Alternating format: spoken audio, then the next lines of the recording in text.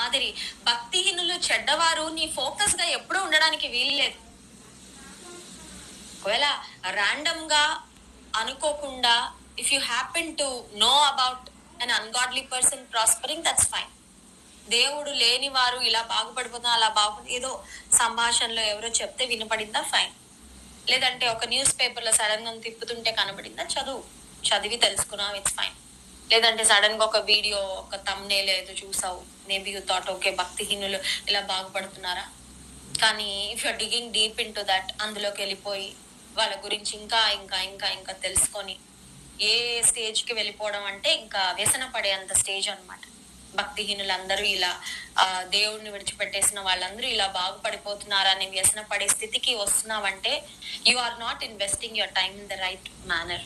నీకు దేవుడిచ్చిన సమయాన్ని నువ్వు సరిగ్గా వాడడం లేదన్నమాట.